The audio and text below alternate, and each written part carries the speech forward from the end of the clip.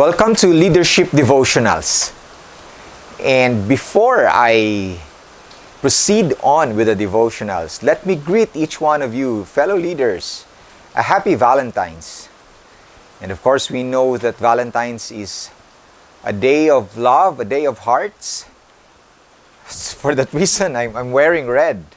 And at the same time, our topic will be about God's love. Now, our key text is a very, very popular text. I know we have memorized this since we were kids, when we were small, found in John 3:16. For God so loved the world, that He gave His only begotten Son, that whosoever believeth in Him should not perish, but have everlasting life. Now the question for us is, what does this text have to do with our leadership? You see, it seems to be that leadership, if we just look at by worldly standards, it's a place wherein there is little amount or no even, a little space for love.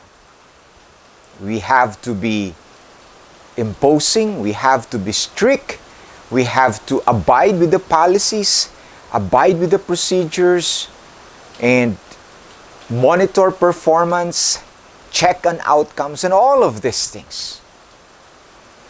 But it is surprising that the leader of the whole universe, the leader of the whole universe, his very essence, his very self is characterized as love. The real essence of God's character is love. And if there is a company, a corporation, or a leadership role that is much bigger than what God is doing, then probably we can look into that. But because God is the greatest leader of all, we have to look into His character, which is love. Now, go into a situation where he is confronted with a problem. His people rebelled against him, disobeyed his word. And when they disobeyed him, his exact words were disobeyed by his people. Justice calls for punishment for his people. But then, if you come to think of it, in order to serve justice, yet at the same time be true to His character as merciful, which is basically springing out from Himself as love, John 3:16 came into the picture. For God so loved the world. It was love that was this driving force in His leadership.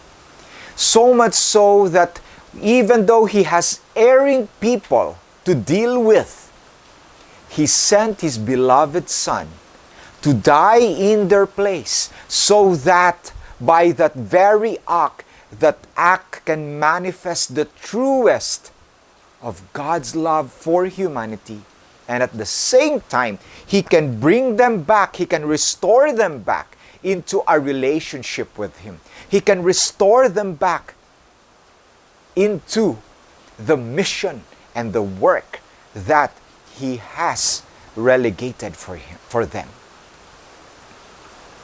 Brothers and sisters, that act of God is such an act that, we have so many leadership principles that we can get from there. Some people would say that in order to have more clients, you have to prioritize your clients over your people. Clients first. The customer is always right. But there is also a growing school of thought that says, if you want your business to succeed, lead with love. Okay, lead with love. Whom do you love? Love your people. Love your workers. Love those under you. Because once they feel your love, they themselves can translate that into love for your clients. They themselves can translate that into love for your other people, the secondary ones who are there interacting with your frontline workers. And so, we get this principle from the greatest CEO of all, from the greatest chairman of the board of all, and that is God. Let me dissect that text as the greatest text. It says, for God, the greatest lover, so loved the greatest degree, the world, the greatest company, that He gave the greatest act, His only begotten Son, the greatest gift, that whosoever, the greatest opportunity for everyone, believes the greatest simplicity, in Him the greatest attraction, shall not perish the greatest promise, but the greatest difference, have the greatest certainty, eternal life, the greatest blessing, or the greatest possession.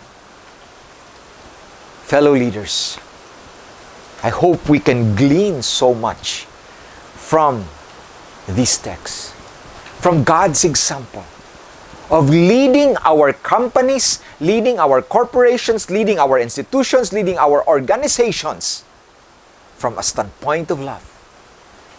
Because not that we are compelled to, but because that is who we are. We are the children of God. And because we are the children of God, we reflect His character in our lives. In fact, here, let me read to you a quotation coming from the Acts of the Apostles, page 318 and 319, that says, no matter how high the profession, he whose heart is not filled with love for God and love for his fellow men is not a true disciple of Christ. In his zeal, he might even meet a martyr's death. Yet, if not actuated by love, he would be regarded by God as a deluded enthusiast or an ambitious hypocrite. Here you are, brothers and sisters. Today, it's the month love, February.